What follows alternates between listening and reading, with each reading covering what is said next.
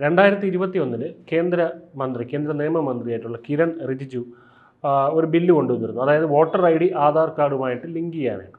അപ്പോൾ ഇതിനന്ന് വലിയ രീതിയിലുള്ള പ്രതിഷേധങ്ങളാണ് പ്രതിപക്ഷത്തു നിന്നുണ്ടായത്. അപ്പോൾ അതേ ആളുകളാണ് ഇപ്പോൾ അപ്പോൾ അന്ന് അദ്ദേഹം പറഞ്ഞത് ഇത് ഈ ഫ്രോഡ്, അതായത് വോട്ടിൽ കള്ള വോട്ടും മറ്റു കാര്യങ്ങളും തടയാൻ ഇത് സഹായമാകുമെന്നൊക്കെ അദ്ദേഹം പറഞ്ഞിരുന്നു. പക്ഷേ വലിയ രീതിയിൽ പ്രതിഷേധങ്ങൾ ഇവിടെ അയച്ചു വെച്ചു. ഇപ്പോൾ അതേ ആളുകളാണ് കള്ള വോട്ട് നടക്കുന്നു എന്ന് പറഞ്ഞ് ഇപ്പോൾ അതിലൊരു ആക്ഷേപിക്കുന്നത്. അതൊരു വിരോധാഭാസം നമുക്ക് നോക്കിയാൽ കാണാൻ പറ്റും. ഇപ്പോൾ കഴിഞ്ഞ ദിവസം വി ഡി സതീശൻ്റെ ഒരു പ്രസ്താവന ഉണ്ടായിരുന്നു. അതായത് അദ്ദേഹം പറഞ്ഞ ഒരു അന്വേഷണം വേണം. അതായത് ഈ പറയുന്ന ക്രമക്കേട് തൃശ്ശൂരിൽ വോട്ടിൻ്റെ അവിടെ ക്രമക്കേട് ഉണ്ടായിട്ടുണ്ട്. അതിൽ ഈ പറയുന്ന 11 വോട്ടുകളുടെ കണക്കല്ല, ഫ്ലാറ്റുകളിലും ഒക്കെ ആയിട്ട് അവിടെ താമസിച്ച് വോട്ട് ചെയ്തിട്ടുണ്ട്. അദ്ദേഹം ആരോപിക്കുന്ന കണക്കെന്ന് പറയുന്നത് കറക്റ്റായിട്ട് സുരേഷ് ഗോപിയുടെ ഭൂരിപക്ഷമാണ്. അതായത് 50,000 മുതൽ 60,000 വോട്ട് കള്ളവോട്ട്, അതാണ് അദ്ദേഹം പറയുന്നത്. അപ്പോൾ അത് അന്വേഷണമാണ്, സുരേഷ് ഗോപിയാണ് ഉത്തരം പറയേണ്ടത് എന്നൊക്കെ പറയുന്നു. അപ്പോൾ അതിനോടൊപ്പം തന്നെ ഇപ്പോൾ കഴിഞ്ഞ ദിവസം ഈ വയനാട്ടിൽ ഈ പ്രിയങ്ക ഗാന്ധിയുടെ മണ്ഡലത്തിൽ ഒരു കള്ളവോട്ട് നടന്ന സംഭവങ്ങൾ പുറത്തു വന്നിട്ടുണ്ട്. ഇതെല്ലാ പാർട്ടിക്കാരും അങ്ങോട്ടും ഇങ്ങോട്ടും ഇപ്പോൾ പുറത്തു വന്നുകൊണ്ടിരിക്കുകയാണ്. അതായത് ഒരു മൈമൂന എന്ന് പറയുന്ന ഒരു സ്ത്രീക്ക് 152, 135, 115 ബൂത്തുകളിൽ വോട്ടുണ്ട്, 3 ബൂത്തുകളിൽ. പിന്നെ 102 വയസ്സുള്ള ലില്ലിക്കുട്ടിയും 101 വയസ്സുള്ള കമലമ്മയും അവിടുത്തെ പുതിയ വോട്ടർമാരാണ്. 52 വോട്ടർമാർക്ക് ഒരു അഡ്രസ്സ്, ഇതൊക്കെ തെളിവ് സഹിതം അവരും പറയുന്നതാണ്. അപ്പോൾ ഇത് ഇങ്ങനെ നിൽക്കുമ്പോൾ ഇത് ഒരു പാർട്ടി നടത്തിയ ഒരു ക്രമക്കേടെന്നുള്ള രീതിയിലാണോ, അതോ നമ്മുടെ ജനാധിപത്യ വ്യവസ്ഥയുടെ ഒരു ലൂപ്പ് ഹോൾസ് ആയിട്ടാണോ ഇതിനെ കാണേണ്ടത്? അല്ല, ലൂപ്പ് ഹോൾ അല്ല. അത് സത്യത്തിൽ എല്ലാ പാർട്ടികളും ചേർന്ന് ജനാധിപത്യത്തിൽ വോട്ടർമാരാണല്ലോ യജമാനന്മാർ. ഈ വോട്ടർമാർക്ക് വേണ്ടി സേവനം ചെയ്യുന്നവരാണ് രാഷ്ട്രീയ പാർട്ടികൾ. അവരാണ് ഇതിൻ്റെ ബെനിഫിഷ്യറീസ്. അപ്പോൾ രാഷ്ട്രീയ പാർട്ടികൾ ജനങ്ങൾക്കും ഈ ജനാധിപത്യ പ്രക്രിയക്കും ഇടയിലുള്ള പ്രധാനപ്പെട്ട ചാലക ശക്തിയാണ്. ഇവരെല്ലാവരും ഒരുമിച്ച് ചേർന്ന് കാണിക്കുന്ന നെക്സസ് ആണിത്, കള്ളത്തരങ്ങളാണ്. എല്ലാവരും ഒരുമിച്ച് ചേർന്ന്, എല്ലാവർക്കും അറിയാം, ഓരോരുത്തർക്കും സ്വാധീനമുള്ള പ്രദേശങ്ങളിൽ കള്ളവോട്ടുകൾ കൃത്രിമമായി ഉണ്ടാക്കുന്നുണ്ട്, എല്ലാവർക്കും അറിയാം. അപ്പോൾ അതിപ്പോൾ കണ്ണൂരിൽ CPM ആണെങ്കിൽ മലപ്പുറത്ത് ലീഗാണ്, മറ്റു ചില പ്രദേശങ്ങളിൽ ഇപ്പോൾ തൃശ്ശൂരിൽ BJP ആണ് ചെയ്തതെന്ന് പറയുന്നു. ഓരോരുത്തർക്കും സ്വാധീനമുള്ള പ്രദേശങ്ങൾ ഇത് ചെയ്യുന്നുണ്ട്. ഇനി ഇല്ലെങ്കിലൊന്ന് ആലോചിച്ചു, അങ്ങനെ ഏറ്റവും ഉണ്ട് എന്നുള്ളതിൻ്റെ ഏറ്റവും വലിയ തെളിവ് എന്താ? ഇത് വോട്ടർ പട്ടിക അന്തിമമാണെങ്കിൽ ഇപ്പോൾ ഒരു 6 മാസം മുമ്പ് വരെയുള്ള കണക്കായിരിക്കുമല്ലോ. ഇപ്പോൾ മെയ് മാസത്തെ ഇലക്ഷൻ നടക്കുകയാണെങ്കിൽ ആ ജനുവരി 1 വരെയുള്ള കണക്കാണ് കൂട്ടുക. അപ്പോൾ ആ ജനുവരി 1 പുതുക്കിയൊരു വോട്ടർ പട്ടിക പ്രകാരം എങ്ങനെയാണ് ഈ തെരഞ്ഞെടുപ്പിന്റെ റിസൾട്ട് എടുക്കുമ്പോൾ അല്ലെങ്കിൽ പോളിംഗ് എടുക്കുമ്പോൾ 70% ആകുന്നത് എന്ന് പറഞ്ഞാൽ 100-ൽ 70 പേരെ വോട്ട് ചെയ്തുള്ളൂ, 30 പേര് ചെയ്തില്ല. എന്താ അതിൻ്റെ അർത്ഥം? വിദേശത്താണെങ്കിൽ 6 മാസത്തിൽ കൂടുതൽ വിദേശത്താണെങ്കിൽ വോട്ടർ പട്ടികയിൽ വരാൻ പാടില്ല, മരിച്ചു പോയതാണെങ്കിൽ വരാൻ പാടില്ല, മറ്റെവിടെയെങ്കിലും വോട്ടർ പട്ടികയിൽ പേര് വന്നിട്ടില്ലെങ്കിൽ വരാൻ പാടില്ല, ആണല്ലോ. അപ്പൊ ഇങ്ങനെ ആവർത്തിച്ച് ഒരു കാരണവശാലും മറ്റ് സ്ഥലം മാറിപ്പോയതാണെങ്കിൽ വരാൻ പാടില്ല, വിവാഹം കഴിച്ചു പോയതാണെങ്കിൽ വരാൻ പാടില്ല. അങ്ങനെയാണെങ്കിൽ ആ പോകേണ്ടതൊക്കെ കൃത്യമായി രാഷ്ട്രീയ പാർട്ടികൾ പരസ്പരം സൂക്ഷ്മമായി പരിശോധന നടത്തിയിട്ട് കംപ്ലൈൻറ്റ് ചെയ്തിട്ട് ഫൈനൽ വോട്ടർ പട്ടികയ്ക്ക് മുമ്പ് നടപടി എടുത്തിരുന്നെങ്കിൽ പോളിംഗ് 100% എടുക്കൂലേ? അപ്പോൾ നമ്മുടെ നാട്ടിൽ പോളിംഗ് ഇപ്പോഴും 70-ൽ നിൽക്കുന്നു അല്ലെങ്കിൽ 75-ൽ നിൽക്കുന്നു എന്ന് പറഞ്ഞാൽ തന്നെ അർത്ഥം വോട്ടർ പട്ടിക ക്ലിയർ അല്ല എന്നാണ്, കറക്റ്റ് അല്ല എന്നാണ്, പെർഫെക്റ്റ് അല്ല എന്നാണ് ഒന്നാമത്തെ കാര്യം. 2, ഓരോ പ്രദേശത്തും വോട്ടർ പട്ടികയിൽ ആൾ ചേർക്കുമ്പോൾ എന്താ വിചാരിക്കുക എന്നറിയോ? എന്താ വിചാരിക്കുക? അവന്മാരെ നമ്മൾ തള്ളാൻ പോണ്ട, ആ വോട്ട് ഇപ്പം നിന്റെ വീട്ടിലൊരു വോട്ട് എക്സ്ട്രാ കണ്ടു എന്ന് വിചാരിച്ചു, സ്ഥലം മാറിപ്പോയതോ കല്യാണം കഴിച്ചു പോയൊരു സിസ്റ്ററുടെയോ ഒക്കെ വോട്ട് കണ്ടു കഴിഞ്ഞാൽ അവർ കിടന്നോട്ടെ, നമ്മൾ മിണ്ടണ്ട. കാരണം നമ്മൾ ഒന്ന് മിണ്ടിയാൽ നമ്മുടെ 4 എണ്ണം അവർ കണ്ടുപിടിക്കും, അപ്പൊ എല്ലാം ഇരുന്നോട്ടെ. ഇങ്ങനെയാണ് കണക്കാക്കുക. പരസ്പരം ചെയ്യുന്നൊരു പണിയാണത്. അതുകൊണ്ട് തെരഞ്ഞെടുപ്പ് പ്രക്രിയ സുതാര്യമാകണമെങ്കിൽ രാഷ്ട്രീയ പാർട്ടികൾ സത്യസന്ധരാവണം, സ്ട്രെയിറ്റ് ആയിരിക്കണം. അതാണ് നടക്കേണ്ടത്. അത് നടക്കാതിരിക്കാൻ വേണ്ടിയുള്ള പണിയാണ്. ഇപ്പോൾ ആലോചിച്ച് നോക്കൂ, ഇപ്പോൾ ആധാർ ലിങ്ക് ചെയ്യണം എന്ന് കിരൺ റിജിജു പാർലമെന്റിൽ പറഞ്ഞപ്പോൾ എല്ലാവരും എതിർത്തില്ലേ? എന്താ കാരണം പറയുക ഡിജിറ്റൽ ഇന്ത്യ. നമ്മൾ ഡിജിറ്റൽ ഇന്ത്യ എന്ന് പറയുമ്പോൾ എന്താ അർത്ഥം?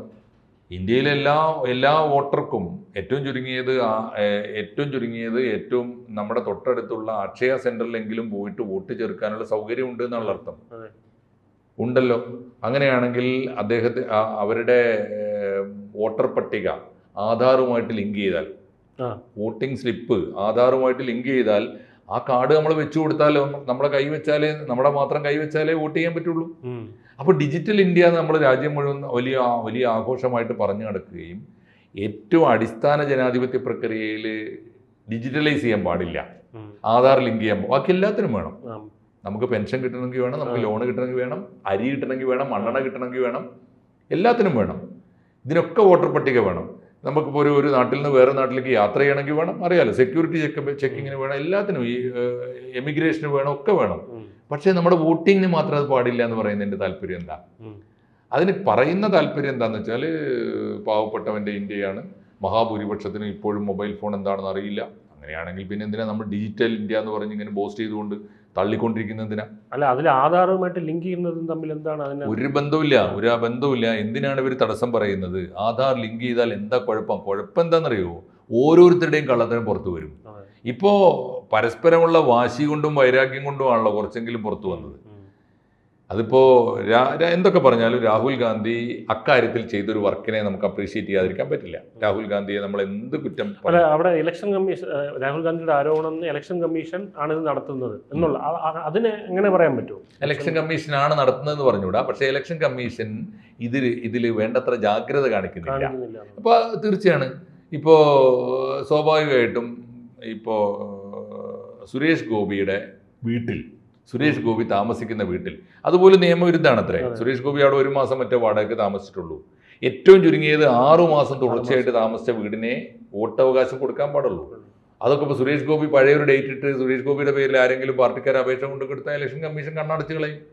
സംഭവിച്ചിട്ടുണ്ടാവും, ഇല്ല എന്നും പറയാൻ പറ്റില്ല. അത് സുരേഷ് ഗോപിയും BJP മാത്രമല്ല ചെയ്യുന്നുണ്ടാവുക, എല്ലാ പാർട്ടികളും ചെയ്യുന്നുണ്ടാവും. കണ്ണൂരിലാണെങ്കിൽ CPM ചെയ്യുന്നുണ്ടാവും.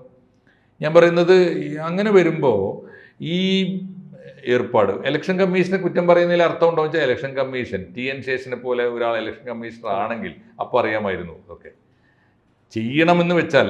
ഒരു സിസ്റ്റം നേരെയാക്കണം എന്ന് വെച്ചാൽ അതിൻ്റെ തലപ്പത്തുള്ള ഒരാൾ വളരെ പ്രധാനമാണ്. തലപ്പത്തുള്ള ഒരാളും ആ സിസ്റ്റം മൊത്തം ക്ലീൻ ചെയ്യേണ്ടതും. അദ്ദേഹത്തിനെയും പക്ഷേ TN ശേഷം വന്നപ്പോഴാണ് 3 പേരുടെ ഒരു ഇത് കൊണ്ടുവന്നത്. ഒരു ഇലക്ഷൻ കമ്മീഷണർക്ക് പകരം 3 കമ്മീഷണർമാർ വന്നു. മാത്രമല്ല ഇലക്ഷൻ കമ്മീഷൻ എന്താണെന്ന് ഇന്ത്യക്കാർക്ക് മനസ്സിലായല്ലോ. അപ്പോൾ അതൊക്കെ ചെയ്യണമെന്ന് വെച്ചാൽ ചെയ്യാൻ പറ്റും. അപ്പോൾ ഇപ്പോൾ ഇലക്ഷൻ കമ്മീഷണർ എന്ന് പറയുന്നത് മിക്കവാറും ഭരണകക്ഷികൾക്ക് പറ്റിയ ഒരാൾ, മറ്റ് യോഗ്യതകളൊക്കെ പരിഗണിച്ചാൽ തന്നെ ഫേവറായി നിൽക്കുന്ന ഒരാളെ ആയിരിക്കും അവർ വെക്കുക.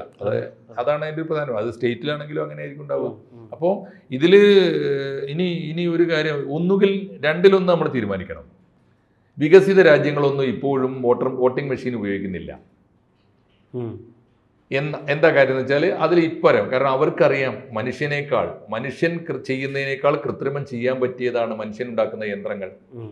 മനുഷ്യൻ ഡിസൈൻ ചെയ്യുന്ന യന്ത്രങ്ങൾക്കകത്ത് വലിയ കൃത്രിമം നടക്കും എന്നതുകൊണ്ടാണല്ലോ വികസിത രാജ്യങ്ങൾ പലതും. അമേരിക്കയിൽ പോലും വോട്ട് മാനുവലാണ്. അപ്പോൾ അതെന്തുകൊണ്ടാണ് അങ്ങനെ എന്നൊരു ചോദ്യം ഉണ്ടല്ലോ. അങ്ങനെയാണെങ്കിൽ നമ്മൾ ഇലക്ഷൻ പ്രോസസ്സ് മാത്രം സമ്പൂർണ്ണമായും ഈ പറയുന്ന യന്ത്രത്തിന് പുറത്താക്കണം. അത് നമ്മൾ തയ്യാറല്ല. അപ്പോൾ നമുക്ക് ഇലക്ട്രോണിക് വോട്ടിംഗ് മെഷീൻ വേണം. അങ്ങനെയാണെങ്കിൽ അത് കുറ്റമറ്റതാക്കണമെങ്കിൽ എന്ത് വേണം? ഇലക്ഷൻ മെഷീനിലേക്ക് പോകുന്നതിന് മുമ്പ്, പോളിംഗ് ബൂത്തിലേക്ക് പോകുന്നതിന് മുമ്പ് ചെയ്യേണ്ട പണികൾ ചെയ്യണം. വളരെ ഷാർപ്പായും വളരെ സൂക്ഷ്മമായും പരിശോധിക്കണം വോട്ടർ പട്ടിക. അല്ല, അതിനൊരു ബദൽ എന്നുള്ള രീതിയിലല്ലേ VVPAT എന്നുള്ളൊരു സംഭവം. അതായത് ഇപ്പം ഇത് നമ്മൾ കൊടുത്ത രേഖയ്ക്ക് പകരമായിട്ട് പണ്ടാണെങ്കിൽ ഈ പേപ്പറിൽ രേഖപ്പെടുത്തുക. അപ്പോൾ VVPAT എന്നുള്ളൊരു സംഭവം വന്നപ്പോൾ അങ്ങനെ ഒരു കൗണ്ടിങ് ഓപ്ഷൻ, ഒരു മെഷർ വന്നു. കുറെ കൂടിയൊക്കെ കൃത്രിമം കുറഞ്ഞിട്ടുണ്ട്. എങ്കിൽ പോലും ഇതൊക്കെ ഡിസൈൻ ചെയ്യുന്നത് നമ്മുടെ ഈ മനുഷ്യന്റെ കരങ്ങൾ കൊണ്ടാണല്ലോ. അതുകൊണ്ട് യന്ത്രങ്ങൾ കൊണ്ട് കൃത്രിമം കാണിക്കാൻ പറ്റില്ല എന്നൊക്കെ വെറുതെ പറയാം. യന്ത്രങ്ങൾ കൊണ്ട് എങ്ങനെ കൃത്രിമം കാണിക്കണം നമുക്കറിയാം. ഇപ്പോൾ ഉദാഹരണത്തിന് നമ്മുടെ മൊബൈൽ ഫോണിലെ നമ്മളെ ആക്ടിവിറ്റീസ് ഒക്കെ വളരെ സ്വകാര്യമാണെന്നല്ലേ നമ്മുടെ ധാരണ. അതേ മൊബൈൽ ഫോണിൽ വിജയ്ക്ക് ഒരു ആപ്പ് കിട്ടും, how to hack a phone കിട്ടും.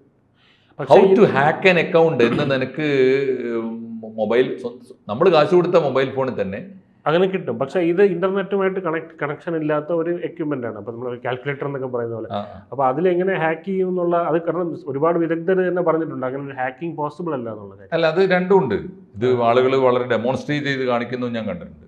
EVM-ൽ കൃത്രിമം കാണിക്കാൻ പറ്റുമെന്നും പ്രീ പ്ലാൻഡ് ആയിട്ട് ഡിസൈൻ ചെയ്ത് വെക്കാൻ പറ്റുമെന്നും ചെയ്യാൻ പറ്റും. അപ്പോൾ അതിൽ ഒരു ഇലക്ഷൻ കമ്മീഷനും അവരുമായിട്ട് ബന്ധമുള്ള ഉദ്യോഗസ്ഥന്മാരും വിചാരിച്ചാൽ ചെയ്യാൻ പറ്റും. ഞാൻ ഒരു ഉദ്യോഗസ്ഥൻ വിചാരിച്ചാൽ ചെയ്യാൻ പറ്റും എന്നുള്ളതാണ് എന്റെ ചോദ്യം. അല്ലല്ല, ഞാൻ പറയുന്നത് ഒരു സിസ്റ്റം വിചാരിച്ചാൽ പറ്റുമല്ലോ, ഒരു ടീമോ വിചാരിച്ചാൽ പറ്റുന്നതാണ്. അപ്പൊ അതുകൊണ്ട് ഞാൻ പറയുന്നത് ഇപ്പൊ ഇലക്ഷൻ മെഷീൻ മാറ്റണം എന്നല്ല, രാഷ്ട്രീയ പാർട്ടികൾ അവർ ചെയ്യേണ്ട പണിയെങ്കിലും മിനിമം ചെയ്യാൻ തയ്യാറായാൽ വോട്ടർ പട്ടിക സൂക്ഷ്മമായി പരിശോധിക്കുക. ഇലക്ഷൻ പോളിംഗ് ബൂത്തിലേക്ക് പോകുന്നതിന് മുമ്പ് നമ്മുടെ കയ്യിലുണ്ടാകുന്ന കോപ്പി ഉണ്ടല്ലോ, ആ കോപ്പിയെങ്കിലും പെർഫെക്റ്റ് ആവുക. ആ കോപ്പി വെച്ച് പോയി കഴിഞ്ഞാൽ ആവശ്യമില്ലാത്ത വോട്ടർമാർ വരില്ല. ഇപ്പൊ ഈ രാഹുൽ ഗാന്ധി ചെയ്ത കാര്യം അവിടുത്തെ മഹാദേവപൂരിലെ ബൂത്ത് തല കോൺഗ്രസ് പ്രവർത്തകർ അന്ന് ചെയ്തിരുന്നെങ്കിൽ കോൺഗ്രസ് പ്രവർത്തകന്മാർ അന്ന് ചെയ്യണമായിരുന്നു എന്ന് മാത്രമല്ല, രാഹുൽ ഗാന്ധി കഷ്ടപ്പെട്ട് വർഷങ്ങളോളം എടുത്ത് ചെയ്ത പണിയുണ്ടല്ലോ, അദ്ദേഹം ഒറ്റക്കാവില്ല, അദ്ദേഹത്തിന് ടീം ഉണ്ടാവും, ഒക്കെ ഉണ്ടാവും. പക്ഷെ ആ ചെയ്ത പണി ഓരോ ബൂത്തിലും അതാത് പാർട്ടികൾ ചെയ്താൽ, എല്ലാ പാർട്ടികളും ചെയ്താൽ സൂക്ഷ്മമായിരിക്കും, കൃത്യമായിരിക്കും. അവർ ചെയ്യാത്ത മാഷ് പറയുന്നത് അവർ ചെയ്യാത്ത അവർക്ക് എല്ലാവർക്കും ഈ പറയുന്ന എല്ലാവർക്കും താല്പര്യങ്ങളുണ്ട്. അത് രാഷ്ട്രീയ പ്രവർത്തകന്മാർക്ക് അറിയാം. പറയാൻ പോണ്ട, ഞാൻ കണ്ടിട്ടുണ്ട് ബൂത്ത് ഏജന്റുമാർ. എനിക്കും എൻ്റെ മുമ്പിൽ തൊട്ട് മുമ്പിൽ കല്യാണം കഴിച്ചു പോയാൽ മറ്റിടത്ത് വോട്ടുള്ള ആൾ വന്ന് വോട്ട് ചെയ്യുമ്പോൾ അവന് ചില സംവിധാനങ്ങളൊക്കെ ഉണ്ട്. എണ്ണ തേച്ചിട്ട് ഈ മഷി പുരട്ടും, എണ്ണ തേച്ചിട്ട് മഷി പുരട്ടിയ പെട്ടെന്ന് തലയിൽ തേച്ചിട്ട് അങ്ങനെയൊക്കെ കളഞ്ഞിട്ട് എൻ്റെ മുമ്പിൽ നിൽക്കുന്ന ആളെ നന്നായിട്ട് അറിയാവുന്നവൻ ബൂത്ത് ഏജന്റാണ്, മറ്റേ പാർട്ടിയുടെ. അവൻ കണ്ണടച്ചു, ഒരു ഇളം ചിരിയോടുകൂടി കണ്ണടക്കും. എന്താ വെച്ചാൽ അതിന്റെ പിന്നാലെ ഇവന്റെ 2 ആളോ 3 ആളോ വേറെ വരാനുണ്ടാവും. ഈ ധാരണയിലാണ്, ഇതൊരു നെക്സസ് ആണ്. പോളിംഗ് പ്രോസസ്സ് പോലും രാഷ്ട്രീയ പാർട്ടികൾ തമ്മിലുള്ള നെക്സസ് ആണ്. ഇത് തകരാത്ത കാലത്തോളം നന്നാവാൻ വല്ല ബുദ്ധിമുട്ടാണ്. ഇപ്പോൾ വി ഡി സതീശൻ കേസെടുക്കണമെന്ന് പറഞ്ഞാൽ വി ഡി സതീശൻ്റെ പാർട്ടിക്കെതിരായി 100 കേസ് വേറെ വരും. അപ്പോൾ കേസെടുക്കണം എന്ന് പറയുന്നത് ഇപ്പോൾ സുരേഷ് ഗോപി മാത്രം ജയിച്ച ഒരു തൃശ്ശൂരിൽ മാത്രമാണോ ഈ ഇത് നടന്നിട്ടുണ്ടാവുക?